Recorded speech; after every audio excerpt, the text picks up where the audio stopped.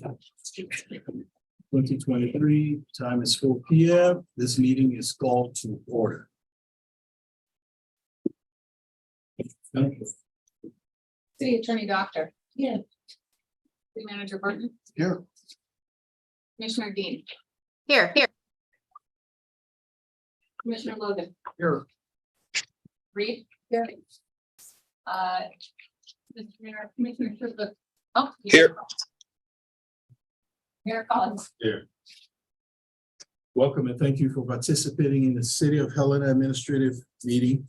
We are pleased to be able to provide this alternative meeting format in the city's effort to broaden public participation. Please be patient as we may experience technical difficulties during the meeting. We welcome your public commentary. Please read the following tips and guidelines for the app usage. Commissioners.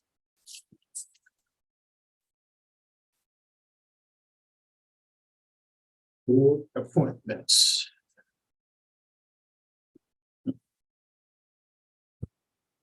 I'm recommending the following board appointments. Board of Adjustment. Appointment of Clarissa Beckwith to an interim term on the Board of Adjustment as an alternate member. Interim term will expire on September 30th, 2024. Business Improvement District. I'm recommending reappointment of Noah Linden to a first term on the Business Improvement District. Term will expire October 31st, 2027. Recommending Citizen Conservation Board appointment of Robert Jones to a first term on the Citizen Conservation Board as a citizen member. Term will expire February 28, 2026. Downtown TIF Advisory Board, appointment of Michael Hartman to the Downtown TIF Advisory Board as a non-owner resident representative within the district. This is an unexpired term. Golf Advisory Board, reappointment of Rob Lugsden to a first term on the Golf Advisory Board. Term will expire October 31st, 2026. Reappointment of Jack Gregg to the Golf Advisory Board, so a second term on the term will expire October 31st, 2026. Helena Public Arts Committee, appointment of Chelsea Whiteman to the first term on the Helena Public Arts Committee. Term will expire December 31st, 2026. Railroad TIF Advisory Board, appointment of Caleb Lewis to the Railroad TIF Advisory Board as resident within the district. This is an unexpired term. Comments or questions from the commission? Okay. Do we have any public comments on this item? Mr. Mayor, John Denby with BID. Thank you for appointing now Linden to her first term. I was surprised not to hear Brianne Harrington appointed. She was the other applicant for the BID. Brianne Harrington. Okay. I do think that you may have skipped it in this list right after Onala Linden. Is it on your list? Appointment of Brian Harrington to a first term on the Business Improvement District. Term will expire October 31st, 2026.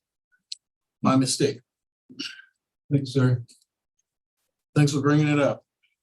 And Mr. Mayor, just a point of clarification, sort of following up from Mr. Dendy's question, that these appointments will be, They're not final yet. they will be Monday night.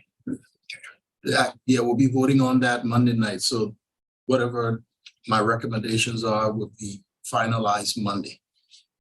Okay. Recommendations from Helena Citizens Council. Representative Perry, you have the floor.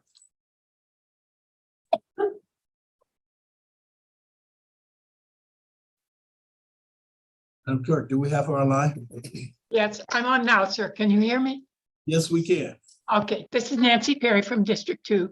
I'm filling in for Ryan Schwokert, who could not attend. Unfortunately, I got the call at the last minute, and I apologize for having absolutely nothing prepared to tell you. However, as a citizen of this lovely town, I would like to thank the Transportation Department. I live on Broadway, and they have plowed my street several times already today. Thank you, David Knopke and company. And that's all I have to say. Thank you, Representative Perry. City Manager's report. Thank you, Mayor, Commissioners. To give you an update on the working group who bringing together all of the nonprofit experts. Urgency help. I'm going to turn it over to Director Brink and Pichette to give the commission a report. Director Brink, you have the floor. Thank you, Mayor, Commission, Manager Burton. If you'll indulge me, I'll further turn it over back to Ann Pichette and Jeff Busher to give more expertise update on pardon? I don't mean to. They've done the heavy lift in this working group, so I'd like to turn it over to them for an update. All right. Thank you, Mayor and Commission. I will give a brief update and then I will let Jeff Busher give the details as he graciously agreed and volunteered to help head up this working group. As you may recall, in August, the group met and decided to have a few working group meetings going forward. Those have been on the website. We've had members of the public come in and talk about some options for short-term and long-term here in Helena. The main focus of the first 5 meetings has really been, what were we gonna do? As Teresa Ortega reminded us at the very first meeting, she was giving us the countdown to Halloween, which is typically it's going to snow. We were a little bit week early this year. But the real discussion about what will we do when it gets cold? How are we going to help our neighbors? And then the group met last week and talked about still planning to meet in one form or another going forward in January to really talk about long-term year-round solutions for the community. We've had a lot of community members come in with some ideas that are potential ideas that could work when it's warmer or long-term. But the main focus first was, what will we do when it gets cold this winter? And we have Jeff Butcher here, Emily McVeigh, and Teresa Ortega, who can all speak a little bit to the process of the working group, how they came up with their consensus idea for a possible solution for this winter, however many months it may be. And then we're happy to give any updates going forward on the work that the working group may do for more long-term solutions. So we have good options that don't have to just be seasonal. Thank you, ma'am. Thank you. I did send a copy of the work group's progress over the last few weeks.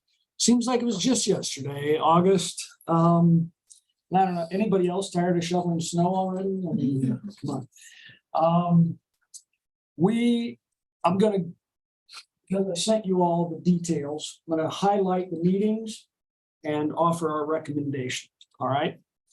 So, to the best of my knowledge, August 7th was when the City Commission set aside $100,000 for winter emergency sheltering. Is that accurate? Yes. Yeah.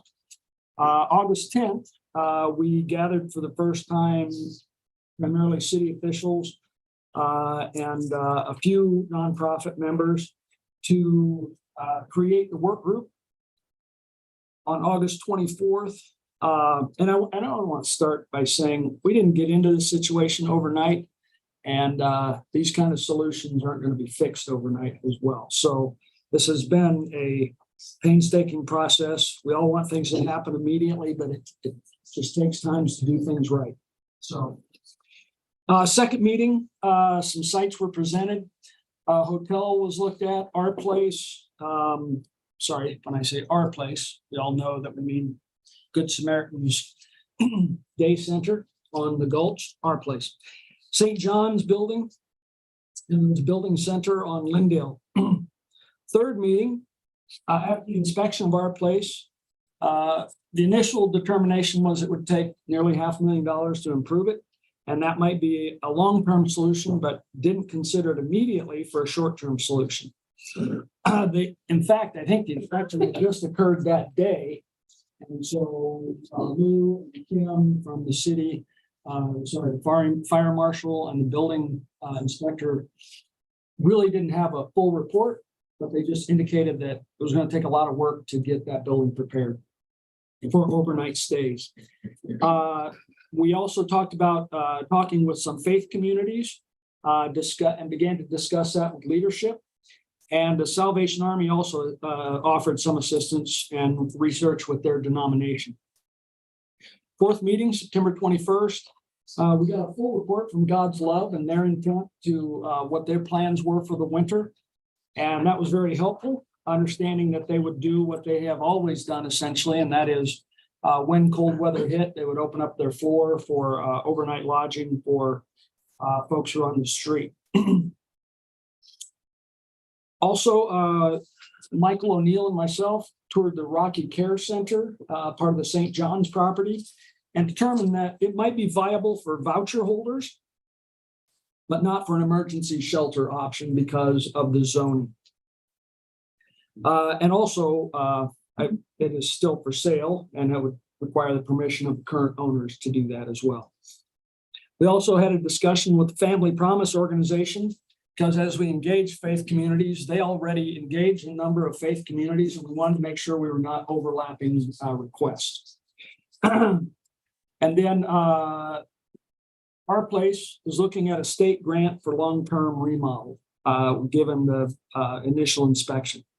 October 5th, Albert Hernandez and John Driscoll offered some lodging ideas, bothies, which are usually permanent structures along trails and things like that in open spaces where folks might camp if they're on the trail, but could potentially be used for unsheltered folks in the winter.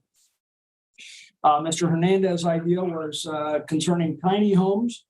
And while he had some good ideas and was specifically trying to reach out to justice involved community, he has no funding and not a lot of specific plans, but wanted to offer that as a solution. A new site arose. Charlie Carson has a pawn shop at the corner of Lindale and Montana Avenue. We inspected and we determined to inspect that.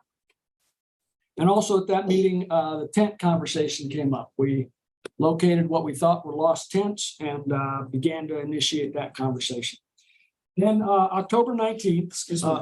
Go ahead. Could you repeat that pawn shop stuff again? I'm sorry.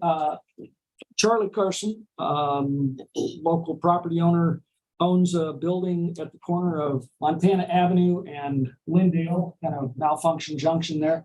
And he made the front half of the top floor of that building available. And so we, Lou, fire marshal, and the building inspector, Lou and Kim, and I and Charlie inspected that building. And at the next meeting, October 19th, Lou and Kim, after comparing both the Our Place building and the pawn shop, determined that Our Place was a much more viable solution because it already had a sprinkler system and a fire alarm system in place. And also better proximity to services and would require potentially just some minor changes. The first time they looked at it, they were thinking some very major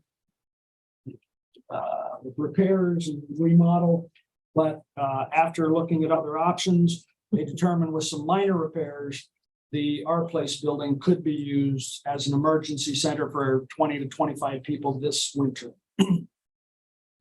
And so what we've sort of developed for the Our Place building, and I'll let Teresa speak to this, is kind of a two-phase approach. A short-term, make sure all the systems are in place so that we could, in emergencies, house folks this winter. And then there is a statewide grant available that could help pay for the long-term modifications that could make that a permanent shelter. So and I'm going to let Teresa talk to you about some of the hurdles that she needs to navigate to make that happen. It obviously isn't going to happen before the first snow, but it could happen soon. So Teresa? So I just want to make sure it's real clear, Jeff, that this year has nothing to do with the grant from Commerce we want to submit to. So in order, in re-talking with Lou from the fire department, he did go through the building again and thought it would, I think after he saw some really bad buildings, he came back and said, our place looks pretty good and we would only be using this year the upstairs for overnight if we move in that direction. And keep the downstairs as semi-warming shelter during the day, what we do now. But in order to do that, there's got to be quite a few things done. Number one, I am addressing this with my board for them to know what's going on. I've got a new board, so they like to have everything up front. We need to go for the CUP, and I put a email out. And I think does there have to be a public notice on this one, or is that just for the full-on grant to redo the whole thing next year? Good. So Commissioner, Mayor Commissioner, yes, Teresa, it'll be a public process. Okay, so I've got that on my list. We're looking into our insurance right now, because any program that's run by Good Samaritan is covered by our insurance, so we're looking into that. We're dealing with our landlord, who's been phenomenal. So Anderson, Smith, and Wilkie Funeral Homes are amazing people, and they really want to support what we're doing at Good Samaritan. I'm meeting with Lou, or Fire Marshal, sorry, on Friday. So he's going to go through the building and tell us exactly what needs to be done for us to be a temporary shelter for just this winter. Do that. Jeff and I are going to work on policies for this. I know, Jeff, you've put out a call for other warming shelter and overnight policy manuals so we can adapt it to Helena and to what we want to see happen here. We're kind of talking with God's Love a little bit about hours and trying to nail that down, when they're going to be open, when we're going to be open, if they've got overflow, how can they communicate that to us? So we need to open up for the night. I think that's going to be a hurdle right there. Let me see.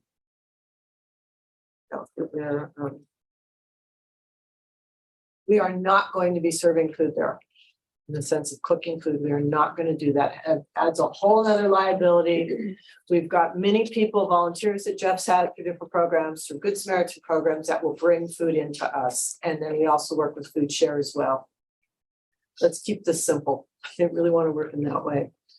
We're working with our landlord again on confirming if there's going to be a rent change for this year. And I've also asked him for in-kind support through that. He seemed pretty open on that. So things are kind of going well on that. So this is, like you said, the first phase to get through this winter. And we'll see what happens with that, but we've got to get all those things going. So I think in another week, we should have some of these things answered.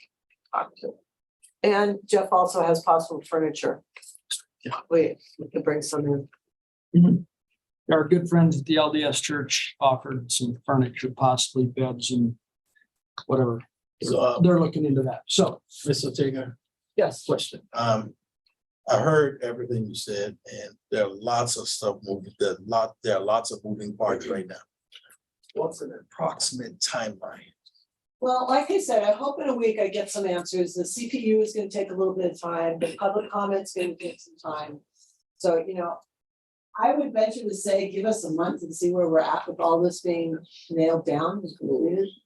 And we're working hours with God's Love. They usually have people leave at 7:30. We're going to open at 8:30 instead of 9, or a little bit earlier. So when people leave there, they can come right down to our place when it's cold.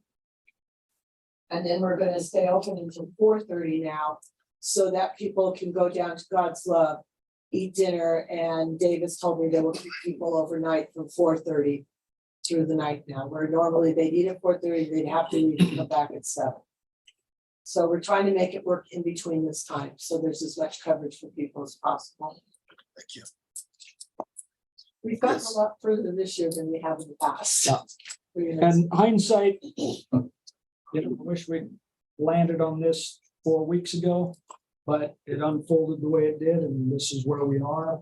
I do remember, Question for sorry, Ms. sorry. Ortega. So that's our report. That's where we're at in the process. And we do want to do everything, make sure folks are safe in that building, make sure the neighbors understand the ramifications. And we need to hear from them through public meetings, whatever that process involves. And I'll rely on our city officials to guide us through that process. If it can be streamlined, that will help us get the doors open. That's where we are. Thank you, sir. Commissioners. Thank you, Mr. Mayor. Just a question for, I'm not sure who's the best person to answer, possibly it's you, Ms. Ortega, but I know there are a group of people who are unable to access God's love. And so my first question is, do you have any sense of the size of that group of people who cannot eat and or sleep at God's love? And the second question is, I appreciate the candor about the timeline. I appreciate there's a lot to go through. Do we have any idea as to what's going to happen tonight with more snow coming and people who don't have anywhere to go? So we have, I can give you just instance of things I know right now. We do have a couple that are living under the tunnel. And their case managers, we've been working with case managers to find out if they have someplace to go tonight. And she has been working with them, I'm sorry, to get some shelter for them tonight. I think we're gonna be okay for now because it's very early in the season and God's love is saying we'll take everyone in. So I'm fine on a few days for that until things start happening. Changes. And your question about who will or will not be accepted, based on Rachel's comments on one of our previous calls, that list changes daily. The primary concern that they have is the safety of their staff and whether folks are unruly in the building. And they have made this promise to the community. And that is that they won't just send someone out into the cold. They will contact law enforcement or someone, Mark Ney from Good Samaritan, so that no one is turned out because they are unruly. So they are thinking about people's safety. One final question from me. Do you have staff for overnight? We do not right now, but that's on the list on getting staff and addressing the funding. We have that. Mayor, commissioners. First of all, I'd like to thank Jeff and Teresa, Emma, everybody else who's been involved in this discussion. It's been heavy lifting. You guys have done a wonderful job. And from a city perspective, CUPs, permitting, we will streamline it as best we can in terms of complying to the law. That will make it a top priority because I know it's a top priority to the government body. But I got to tell you that this is a heavy lift, and where you guys are today is most impressive. I know that it's a lot of work. With that, Mayor, we'll just stay plugged in with the experts and our housing folks. If I could ask one more question to Manager Burton. I know it's come up, there've been a lot of emails and communications around emergency tents. And I think Mr. Busher referenced it, but if you could give us an update, there have been conversations around emergency declarations and tents. Could you give us an update on where all that stands, just so the community is informed? Yeah, I met with a gentleman the other day who said, hey, we've got a couple of tents and we want to put them on PLI property. Well, will you approve it or won't?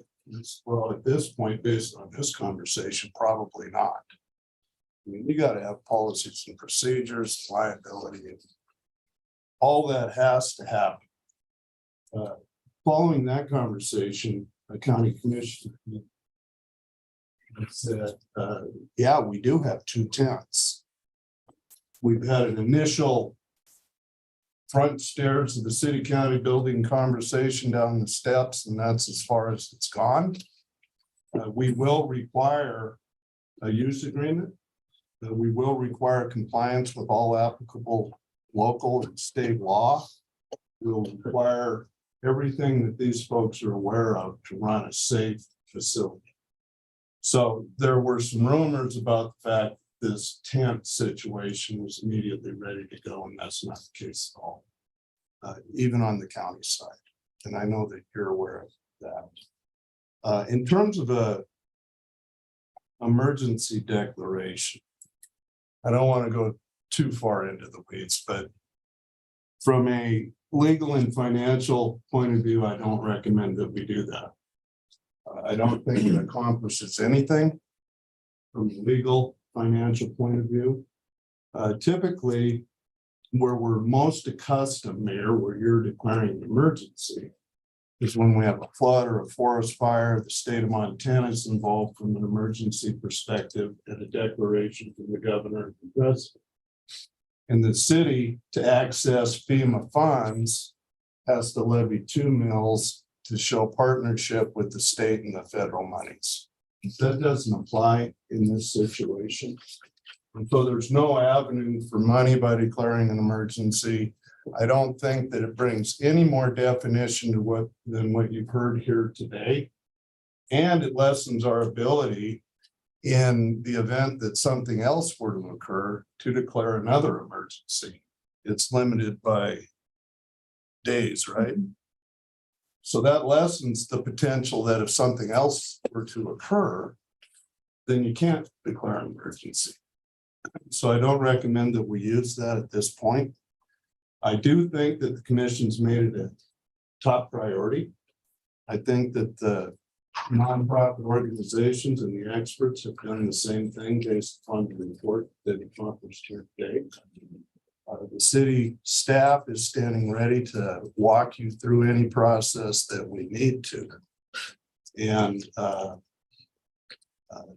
I guess, Mayor, I'd leave it at that unless there are any questions. Thank you. It looked like Ms. Ortega was going to comment on something. Mayor and Commissioners, I did hear more about the tents this morning. I talked to a county commissioner, and Emily and I had a conversation as well. So the usage agreement is done. They're hoping a nonprofit will take that on. They're huge. They're like 50 some odd feet long, 52 feet long. The issue is they are not sure if they're fire safe or not. So that is a big stopper for me, and what kind of condition they're in. And I was told by someone else that on that conversation that whoever would take it on would have to set them up and see if they're fireproof and all of that. Who has time for that? We don't. So I don't know where that's going right now with those tents, but that's the latest information I got. If I could ask a question. Teresa, do you know if we've engaged the fire marshal on that question? No, that I was going to email him today on that. I think Commissioner Dean. Kyle has. Thank you, Mayor. First, just thank you to Jeff and Teresa and Ann and Ellie and all the staff for being so I should say Kim and Lou too, for being so great during these conversations. The recordings were really fascinating to listen to. And I think if anyone in the community has any question, if folks are organized, go listen. Because you clearly have worked through the pros and cons of every situation. And it was exactly why we wanted to pull together that working group so that the folks who are the experts are helping us make good decisions. But with that, I did have 2 questions. One, just following up on what Teresa had just mentioned with the tents. I just want to make sure neither the working group nor any of you are recommending that, the city take action on the tents at the moment. You would prefer that our efforts be geared towards the CUP, fire safety, etc. Is that accurate? Yes.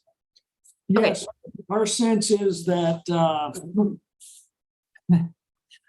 First of all, as we know, the nonprofits really don't have a lot of manpower or time to do this side project when all of our energy has been focused on finding a permanent shelter for the winter. So it would be a significant drain on person and people, just energy. Yeah, it would be. So no, there's no nonprofit stepping up saying, yes, I would like to lead this effort.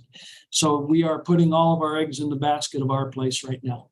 Okay, awesome. And it's not something, just to maybe clarify, say the city or the county just set them up. It's not like you can just have them unmanned. Would you say that's accurate? Absolutely. I'm not sure if law enforcement would appreciate that. Or our insurance carrier. Right. Thank you. And then my other question, and I don't want to spend too much time on this just because I know that your priority is really focused on this short-term, immediate emergency shelter for this winter. But on that Department of Commerce emergency shelter facility grant, I know that in some of those meetings you had discussed kind of getting together some of the coordination with the other groups to make sure that there wasn't more than one entity submitting an application. And I believe that deadline period was pushed out to the end of November now. But do you have any confirmation that others are not going to apply for it? And is there anything that maybe we need to be aware of heading into that conversation, say in like December, January? I'm going to let Emily McVeigh address that. We've had some conversations. We have asked directly if God's Love or Family Promise would be applying. They're the two other entities that would currently qualify because they are the two other entities that run shelters. They have not indicated they are going to apply. I actually heard today that Family Promise said if the community is currently supporting Good Samaritan, they would defer their support to Good Samaritan's project as well. Okay, great. Well, I appreciate it. Thank you so much for answering those questions, and just hats off to all of you. I can't imagine the hours that you're working right now. And I was just so impressed with the conversations in those working groups.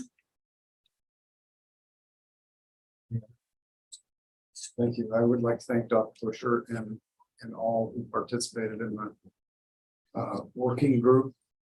Had opportunity to listen to them all, and individually as such working groups, see kind of, well, it was scattered, but it came to a focus. And that seems to be our place. And I guess at this point, since that direction is being kind of set, has there been any outreach to adjacent properties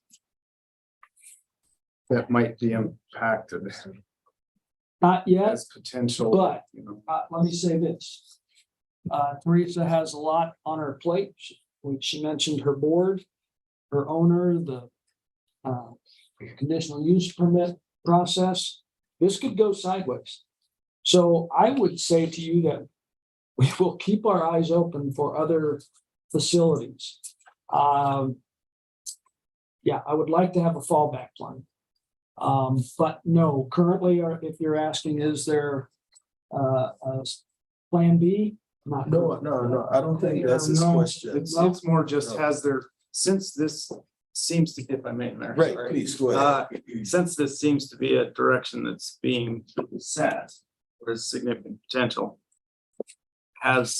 And I guess that's just been since last Thursday, maybe, so maybe not a lot of time to do so, but if there hasn't been any outreach to it. Public outreach to the adjacent neighbors. properties, Oh.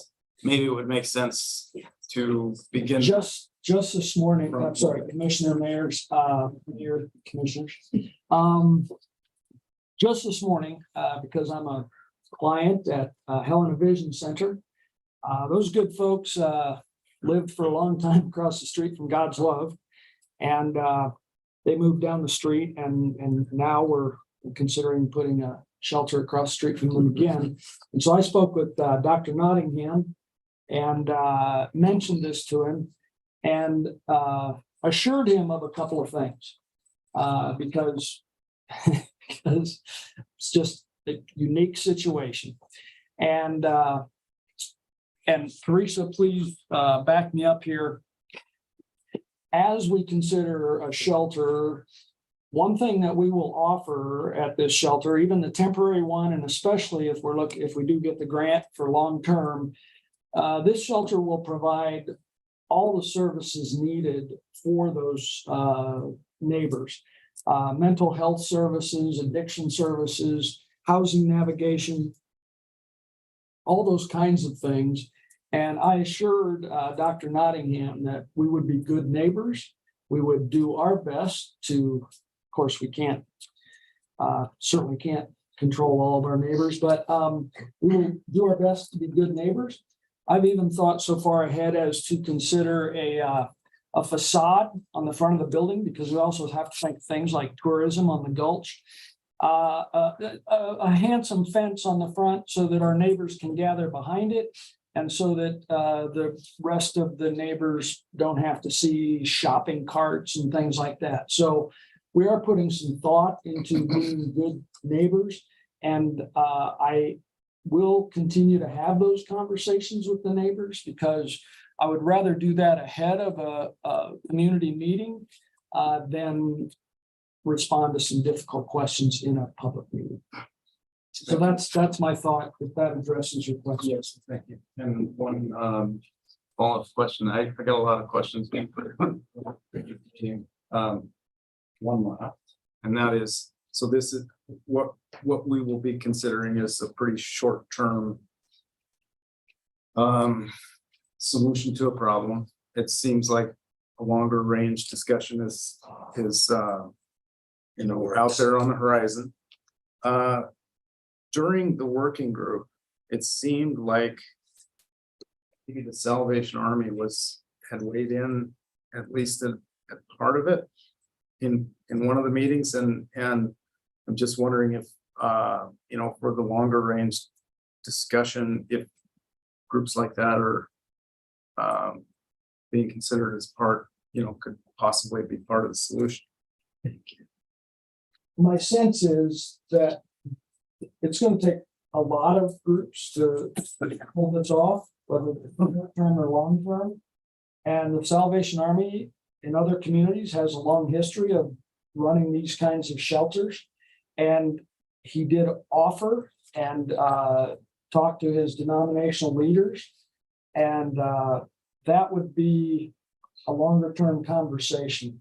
They were not, actually, we haven't had this conversation, but it's very likely they could provide some staffing even this winter, or as we go forward. The more partners you get involved, the more complex it gets. So I'm not suggesting we've blown off their offer, but I think what we're trying to figure out is how that offer fits into the long-range plan. Is that? Yeah. Thank you, Mr. Mayor. Mr. Mayor. I apologize. It appears as though Ms. Ortega might have a relevant piece of information that she's very desperate to convey. Yes. Sorry. Mayor, Commissioner. I just want to say just the trend of traffic we see down there, because I'm usually down there once or twice a week, so I kind of get the gist of what people are doing there. Our neighbors to the right of us here in the building is Chemical, and they've been very supportive.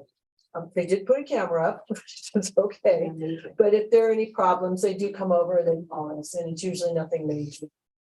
Across the street, we really don't have people hanging out in front of the eyeglass place. They hang out in front of our place, and we really need to do some kind of facade there to clean it up. They will go over to the Chancery office though. We will go up there and climb the steps or sit in the stairway. They mostly go up there when they're mad at me. So I usually get a call on that right away. But really, it's a good location because it's not near a lot of houses. There are businesses around it. There's the Ware cross parking lot from us as well. So it's a good spot. Mr. Manager? Mayor, that concludes my report.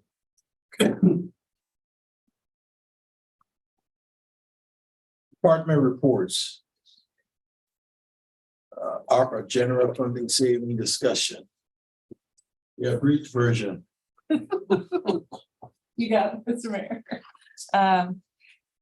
So in light of that, I'll just give a brief summary of the request that came from the commission at the last full city commission meeting, which was an update on where we're at with our agreements.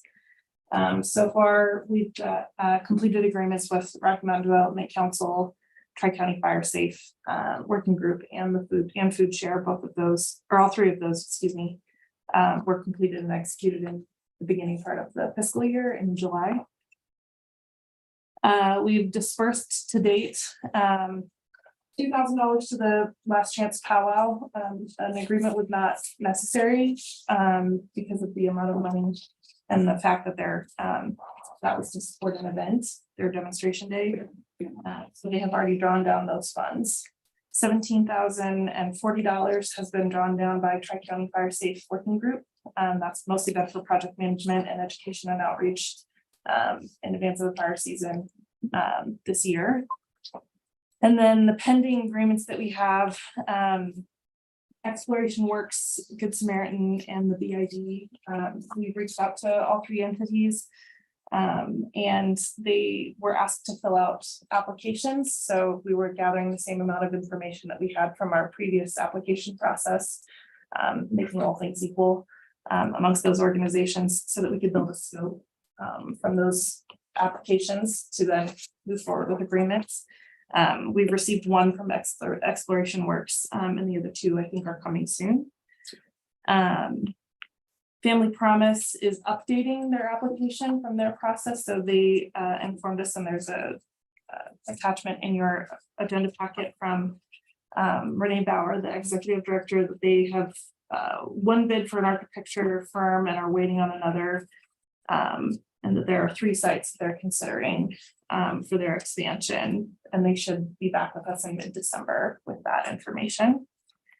And then the Helena Regional Sports Association, of course, that resolution was passed last Monday, so we'll be working through that agreement with them. I did confirm that the reduced amount, 47 from the original 64,000 that they had requested, did not impact their scope. So we'll be moving forward from their initial application to build that scope into the agreements. If you have any questions, I'm happy to answer them, but that's everything for me. Commissioners? Thank you, Mr. Mayor, Ms. Oakes. I don't know if you actually spoke with Family Promise. I looked at the email and I was not super clear. My understanding is the original proposal was for to expand into a building, but reading that doesn't sound like there is a building yet. Sounds like there are 3 potential sites that they're looking at. I don't want to speak out of turn. Okay. That was how she phrased it. So, Okay, so you did not have additional I conversation. didn't have an additional conversation with her beyond our email correspondence. Thank you. Public comments on this topic? Madam Clerk, any online? Oh, Commissioner Dane, you have the floor. Hi, sorry, Mr. Mayor. One thing I just wanted to flag, maybe for a future conversation, really appreciate these updates. I'm wondering if in the next like month or two, when we have this ARPA discussion again, if we could consider the 3 remaining items that we did not take votes on. So the last one was on the Helena Regional Sports Authority, and then the ones that we did not give an up or down to that were on previous lists were the $15,000 for the warming hut schematics, solar loan program amount, and then also funding for the sidewalk loan program. So just wanted to flag that for everyone, that and maybe that's for City Manager Burton, if we can just get a conversation at one point so that we can say yes or no on a few of those moving forward. I'm most interested in the sidewalk loan program one, so that transportation could have some knowledge going into when they would start bidding, if there's going to be a significant amount more to replace some of those sidewalks that for people that are in the program. Thank you. on this topic, please. I don't know if this is the right time or not, but I did want to call to your attention the proposal that the Friendship Center put forth for the general fund. Is this the right? That was distributed to the commission. Go ahead. The Friendship Center, as part of the original LOI process, had submitted a proposal, but we have since come much further along in the process of obtaining the original Friendship Center facility across the street so that we can expand our services. We're kind of bursting at the seams in our current facility. And so it's just a great opportunity and an opportune time. We're seeing a pretty sharp increase in the need for our services. And if we are actually going to meet that need in this community, we are going to need a place to house for staff and have more space to provide the services. So we would like to request, as part of the general fund savings, $100,000 towards the purchase of this house. The entire campaign we are estimating to be around $600,000, and we plan to close in December.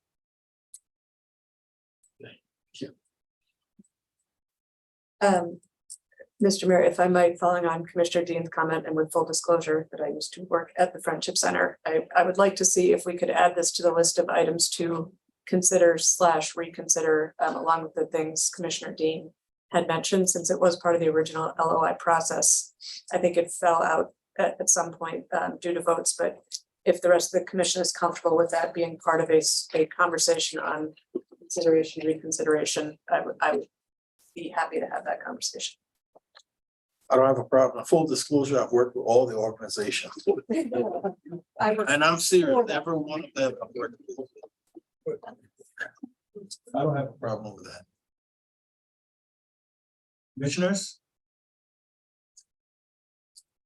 We can't hear you, Commissioner Shirtley. I'm coming off mute, Mr. Mayor. I have no problem at all. In full disclosure, I'm a big fan of the Friendship Center. Yeah, I would be open to having a conversation, as Commissioner Dean and Commissioner Reed had mentioned. So thank you very much. Thank you.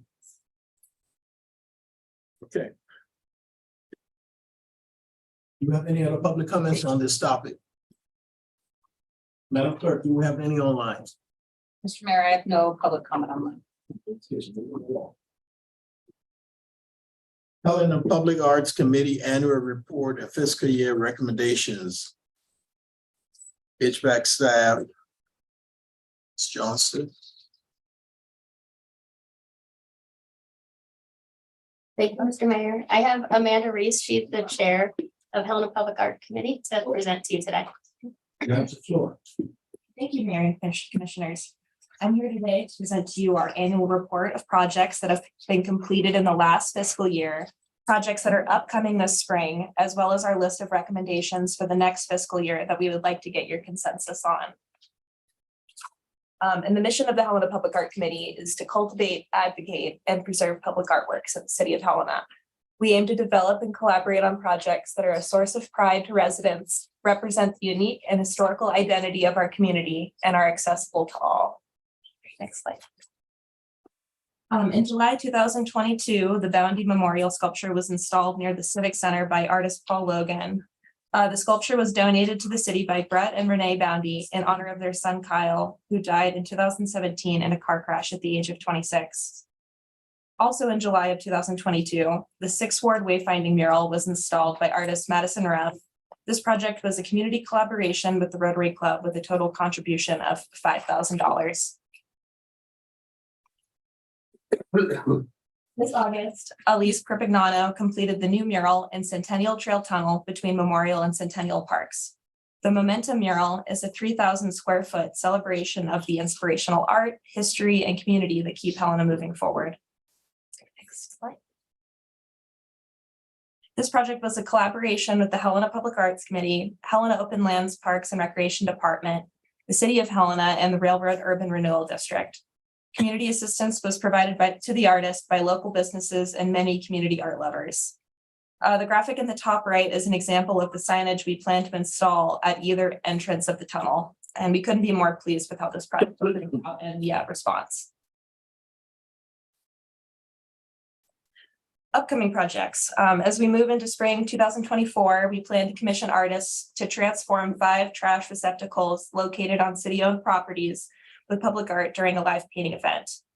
And the graphics that are shown are from the Rodney Street dumpsters that were done a few years ago. And looking forward, we will also be exploring community collaboration opportunities. Examples of previous community collaborations include the 6th Ward Wayfinding Mural and the Rodney Street Livery Building collaboration of 2021. We plan to release a call for proposals in the coming months to vet potential opportunities for consideration.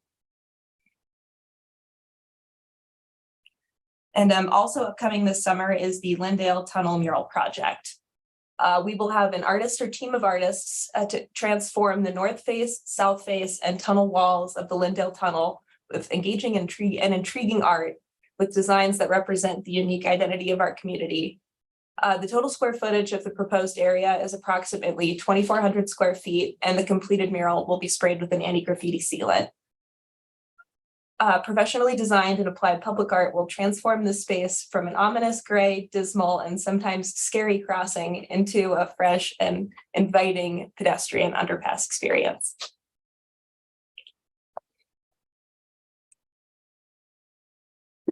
In the last few years, the Helena Public Art Committee has developed a robust strategic plan, which has allowed us to identify a mix of public art projects for small local artists, as well as bigger opportunities with significant impacts. For fiscal year 25, we would like to recommend transforming more signal boxes with public art. HPAC and the City of Helena have wrapped 19 boxes since 2018, and approximately 19 Blake signal boxes remain across Helena, all of which are in prominent and high traffic locations. The Public Art Committee would like to transform 8 of these blank traffic signal boxes with vinyl wrap designs that are created by local artists that represent our community. And for fiscal year 25, we would also like to recommend a new mural be painted on the Memorial Park band shell. This has served the Helena community since the 1940s, and this iconic structure has hosted countless community events, from performances by the State Capitol Band, music festivals, to ballet recitals, and so much more. Since the 1970s, a new mural has been painted approximately every 10 years, with the last being completed by Carol Popanga in 2010, and it has begun to kind of show signs of fading. The artist or team of artists would be selected through a call for proposals and selection process, and concepts should reflect the unique and historic identity of our community while looking towards the future.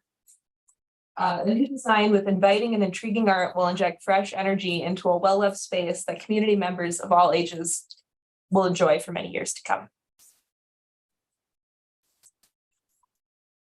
Also, as we move into the future, we would like to continue to promote public art, and within the City of Helena, we would like to develop a printable version of the public art map, as well as updating our marketing materials to promote public artworks in the City of Helena.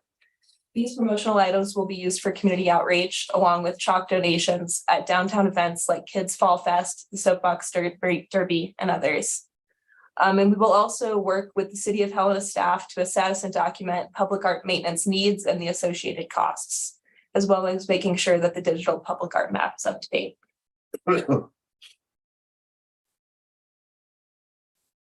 Yeah, thank you for your time. Let me know if you have any questions, and here's our list of fiscal year 25 recommendations for an overview. Thank you. Comments or questions from the commission? Go ahead.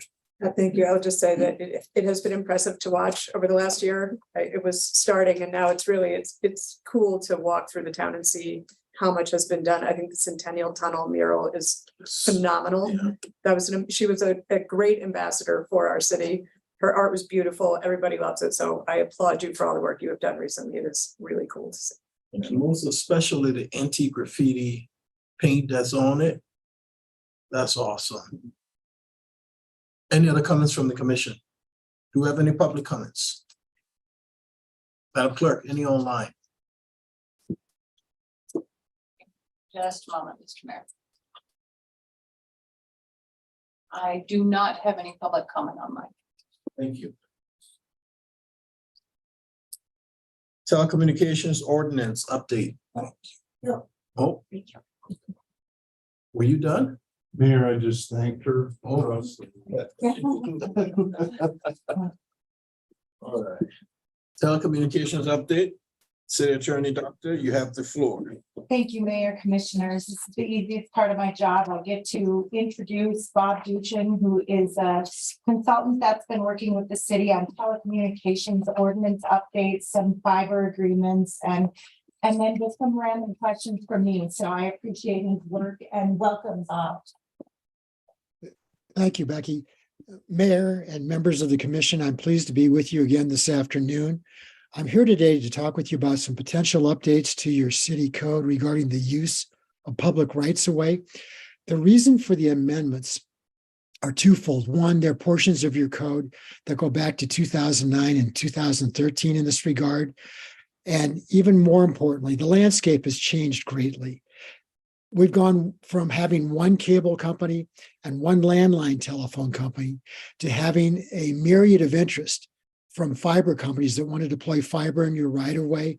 And the city has seen this influx of interest over the past several years. To accommodate those requests and so that the city can maintain control over your right of way, we're proposing amendments to your code, which will cover everything from clarifying the non-exclusive use of your right of way to permit requirements, application requirements, insurance and indemnification for the city, relocation and restoration requirements, and other items which are intended not to overregulate, but just the opposite, to provide clear guidance for those providers who want to come in and provide internet service in particular in Helena. The regulations that we are proposing are designed to promote competition and to actually enable the providers to know the landscape so that when they come to the city and they want to put more fiber in your right of way, they'll have clear guidelines within which to work. I'm glad to answer any questions. The plan is to provide the commission with a draft of the proposed amendments prior to a commission meeting for first reading. We will do so. Those draft amendments are way down the line, but rather than immerse you in all the details today, we wanted to provide an overview, and I hope this is helpful. Thank you. Comments or questions from the commission? Do you have any other comments on this topic? Mr. Mayor, I have no public comment online. Okay, thanks. Thank you. Thank you. Thanks, Bob. Presentation of draft public participation plan for Montana Land Use Planning Act compliance. SB 382. Director Brink, you have the floor. Thank you, Mayor and Commission. If you allow us just a brief second to get a PowerPoint presentation. I'll let Stephen Shirley, Planner One in our department. He's going to give the presentation for the information plan since he's worked mostly on this project or this document. Some background, these items that you're going to see here, B, E, and F, or D, E, and F, are requirements that stem from Senate Bill 382, also known as the Montana Land Use Planning Act.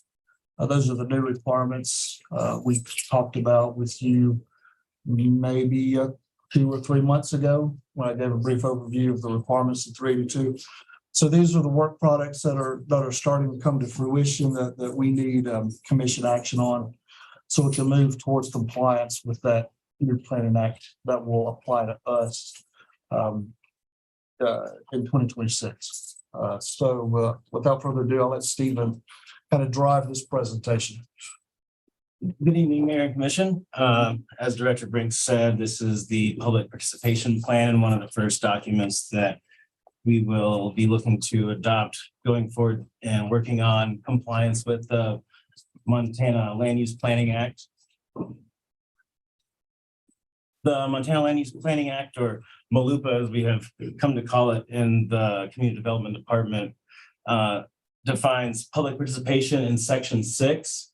And it has 5 parts that include the requirements to provide continuous public participation throughout the Montana Land Use Plan Act adoption process.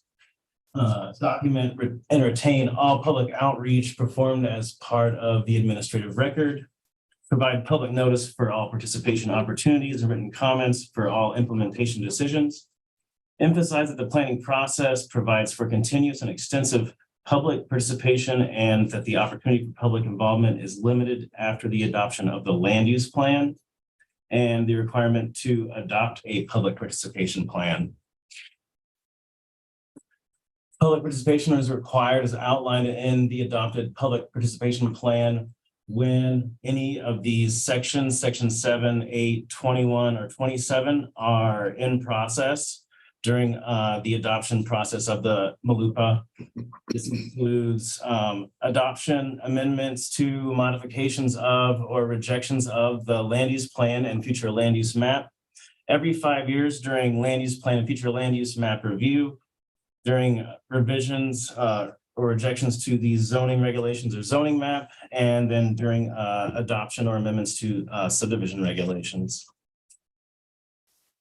Some of the key elements that you'll find in our public participation plan include on page 4, this infographic that really is trying to drive home that the greatest opportunity for public involvement is during the creation of the land use plan and future land use map. On page 10, that we have information tools and engagement tools that provide the public with a description and methods that they can expect to be used during the adoption of the Montana Land Use Planning Act. On page 12, a statement that identifies where to find additional information, documentation, and upcoming meeting materials. And on page 11, a framework, a participation framework when moving through the land use planning process, zoning regulation, and subdivision regulation adoption process. And our framework was taken from the current existing framework that the city has adopted and that you, Mr. Mayor, and the commission have put forth in the IAP2 spectrum for current public engagement with the City of Helena. So this ideally should look similar to other public participation documents that are currently in the works in the city. For future updates, we will plan to make future updates to the public participation plan as necessary. And then also following the adoption of the land use plan and future land use map, as well as once zoning map and zoning regulations are in substantial compliance with our land use plan and future land use map. This is primarily due to the fact that we currently do not have all of the language necessary for an appeals process and public hearings process for our planning commission that is yet to be created. And so once we do have all that language, that will be reflected in the public participation plan. And that is all. Any questions? Questions from the commission? Do we have any public comments on this topic? Madam Clerk. Mr. Mayor, I have no public comment online. Okay, thank you, sir.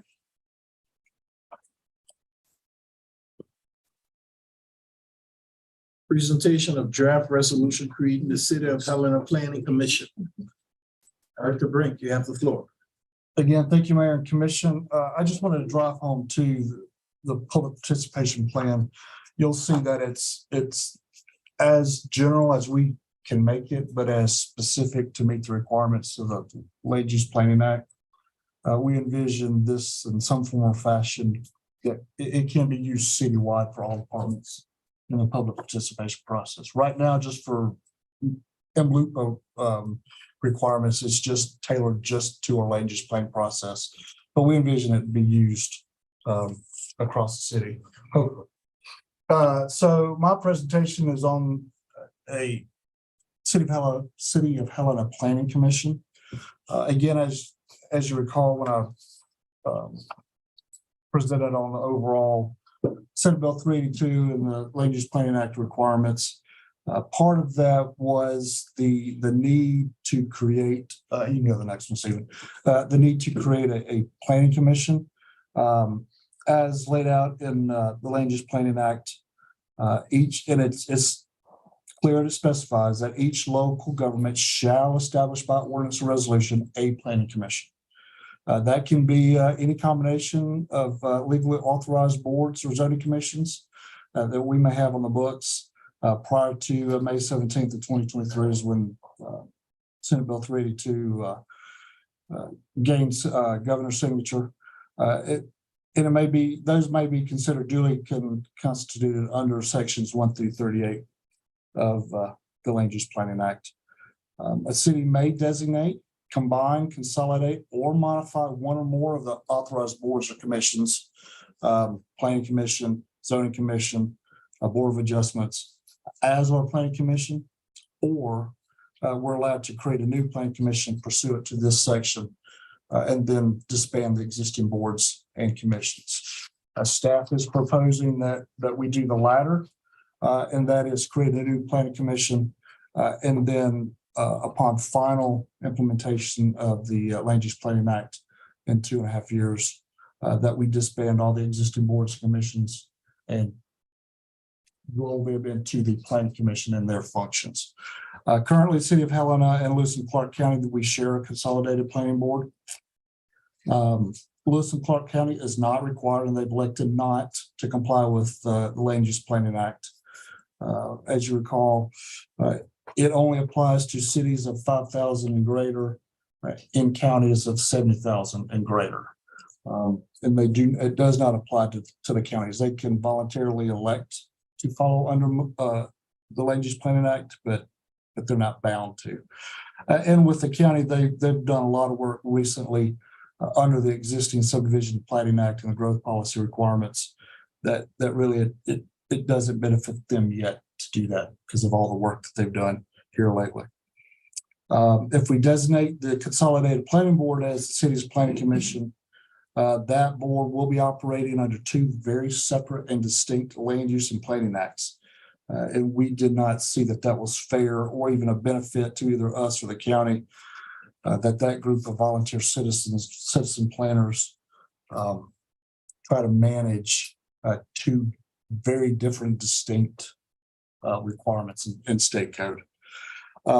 So a planning commission, when we fully constitute it, will be a combined commission, and it will take on the roles and functions of the zoning commission and board of adjustments as it's indicated and outlined in state statute.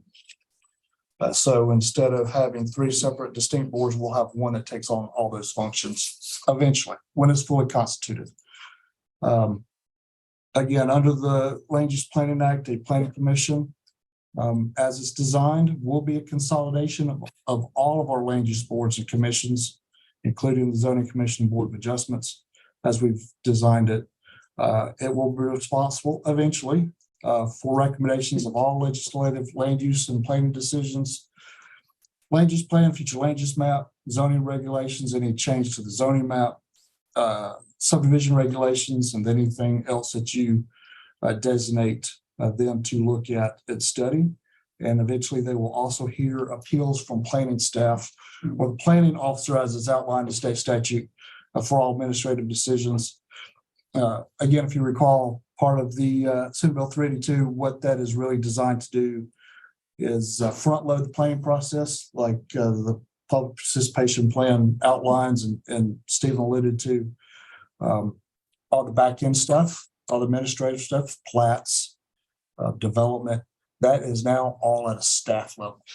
The only time it would go to the planning commission for consideration or even city commission is if those decisions by the planning officer are ever appealed. It just moves up the chain.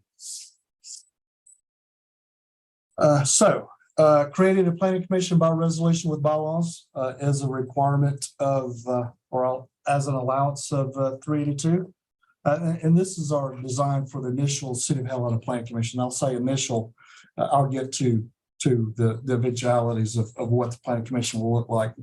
But initially, We intend and propose that the planning commission just be 3 members, again, initially.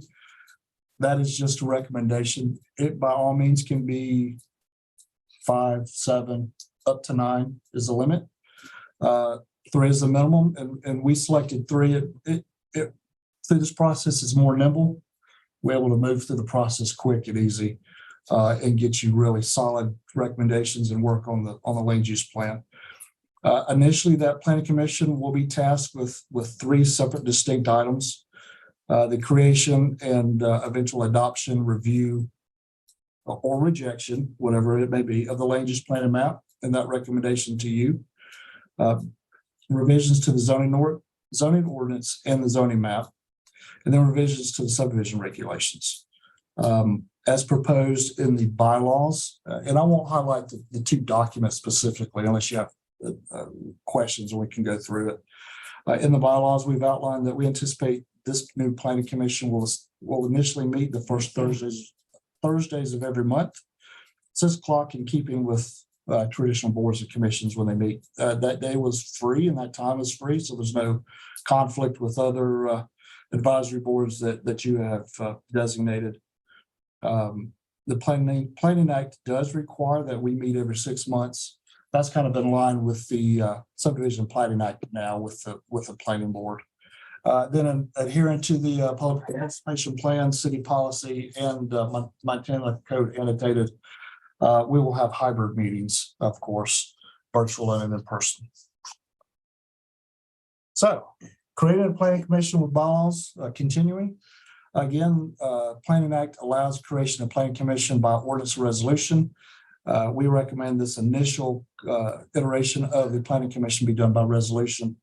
And this document, our draft resolution, lays out requirements for appointments, terms, qualifications, a removal of members if it's needed or required, vacancies, when our meetings are held, notice of those meetings, officers of the planning commission, reimbursement of cost, bylaws, and any other requirements are deemed necessary. Those are straight out of the Planning Act and are requirements of the act. They must be in the ordinance or resolution. And then the draft bylaws that we've provided in your packet kind of mirror that resolution. And they do adhere to our new template for bylaws and policies that are relative to all of our City of Helena boards and commissions. So it's really a first stab, one of the first ones, maybe one of the second or third that now we're going to use that template that's laid out for our boards and commissions and being compliant with the Planning Act as well. Prior to full implementation, and this goes back to the initial planning commission and what it's going to look like in the future.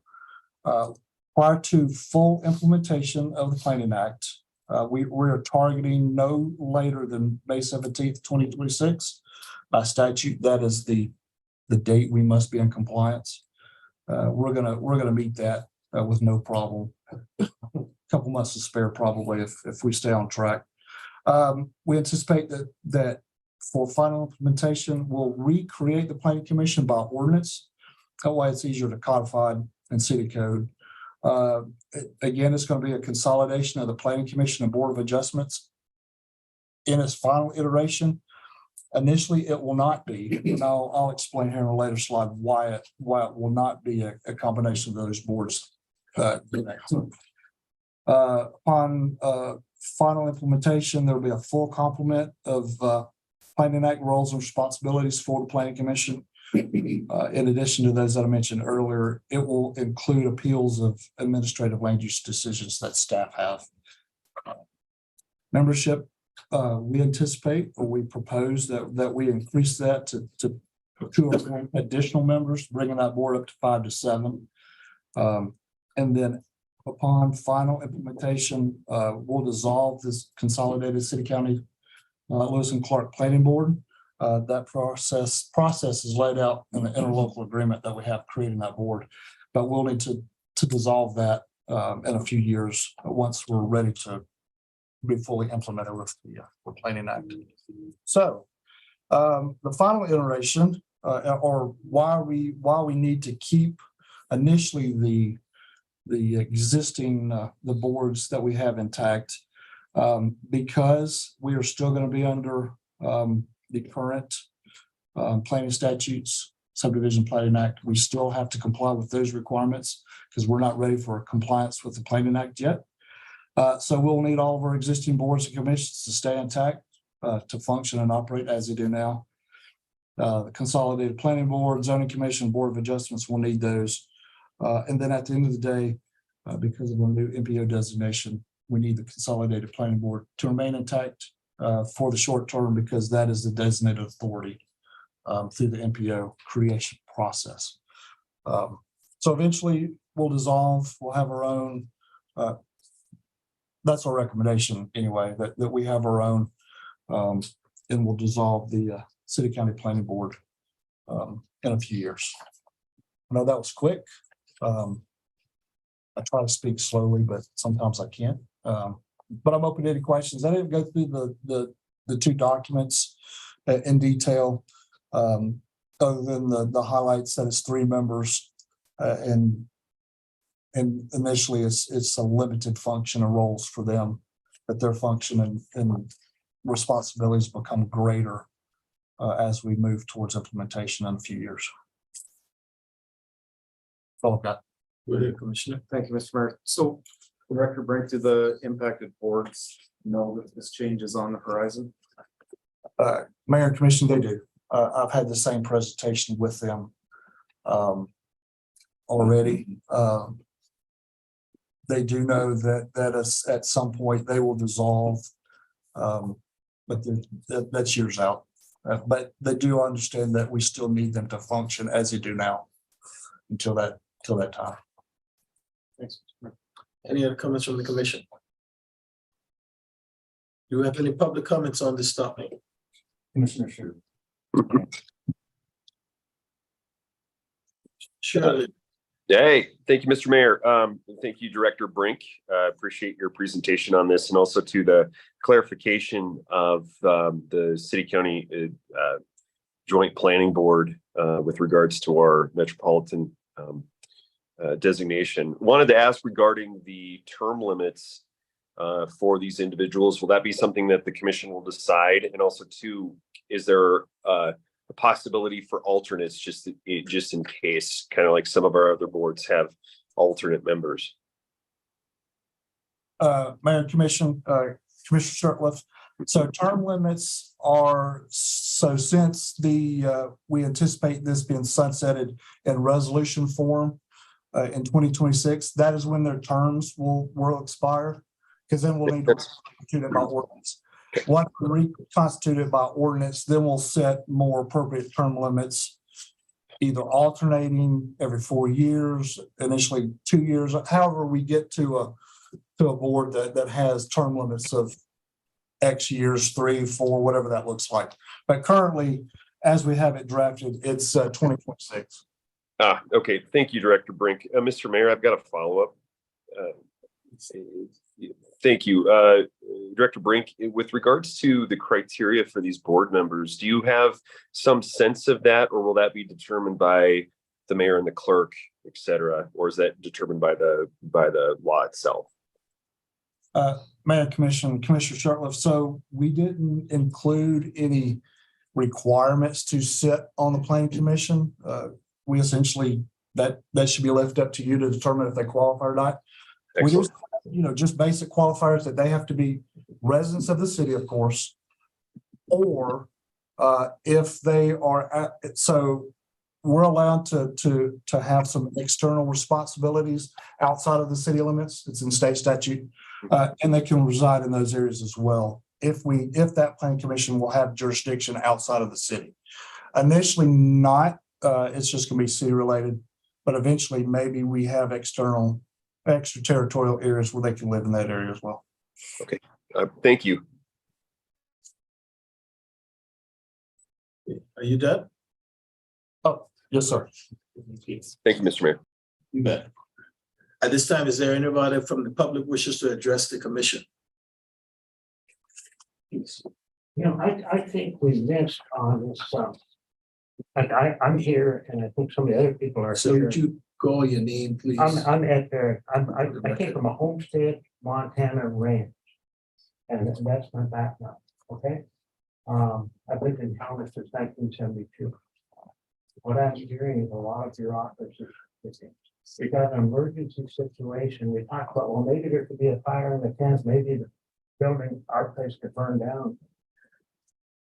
We've got people out on the streets that could freeze to death tonight. So it seems to me like a lot more of an emergency than a fire, maybe down the road. People have offered to put tents up. We've got a great police department. We've got a great sheriff's department. We've got great volunteer organizations. We could put together a committee in a few hours that would do some volunteer work or some public work of monitoring a tent or two that we put up. And we could maybe keep some people from freezing to death. We used to leave our doors unlocked so that the neighbors or people that travel by could come in and stay in the house if they need to.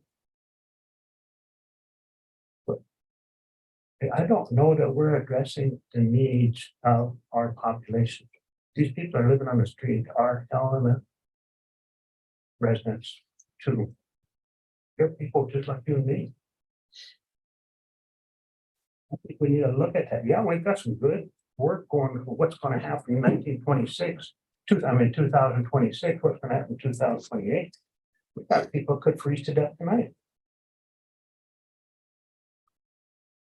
Yeah. I think that needs a draft. Any other public comments? Yes. Mr. Mayor, I'm Jennifer Thompson, representing Plymouth Church. I actually have a question for Commissioner Reed. We are pleased about the $100,000 gift. I wonder if you could explain a little bit vis-a-vis the Our Place designation, how that comes into play, if it comes into play, and what it can be used for, and what's administering. Your permission. I made a motion, which was unanimously approved by the full commission, to set aside funding in the event that a proposal was brought before us that we voted and agreed to. There was nothing specific in place. I believe this working group sort of evolved as a way to come up with a proposal for us to consider. So my interpretation of current events is that it sounds like a proposal's coming. That could be considered by the full commission for a vote to determine whether or not that $100,000 is suitable.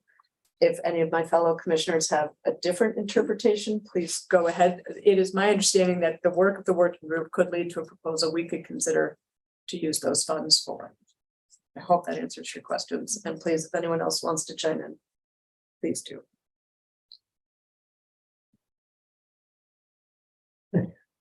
Any other public comments? Madam Clerk, do you have any online? Mr. Mayor, I do have one hand raised online. Bill Gowan. Please put him through. Can you hear me okay? Yes, sir. Mr. Mayor, members of the council, for the record, my name is Bill Gowan, Gowen. I am the Government Affairs Chairman for the Helena Association of Realtors. Just wanted to throw in our hat to the planning process and implementation of the new statutes that were passed in the last legislature. Just a reminder that we have some pretty serious issues out there, not just with the folks in the cold, but folks that are unable to afford to purchase a home. As of now, our median price for housing in Helena for single family residence is $450,000. The interest rates that we're seeing right now are getting very close to 8, if not going over in the next short period of time. It doesn't take much math to understand that most of our residents and normal wages will not afford that situation. So we would like to be a big part in that planning process and hope for the best for this community as they move forward. Thank you, Mr. Mayor and Council. Thank you. And to just shed some light on what you said, sir, I think I may be mistaken, but I thought Ms. Ortega said that they had already worked along with God's love to have people in our place and God love, and they will not turn anybody away. Was that clear? Was that what we heard? Presently, that's what they're going, that's the short term. Till we can get there. Okay. Do we have any other public comments? Clerk, any? Mr. Mayor, I have no other public comment online. Okay, any final discussion from the commission? Not, this meeting is adjourned.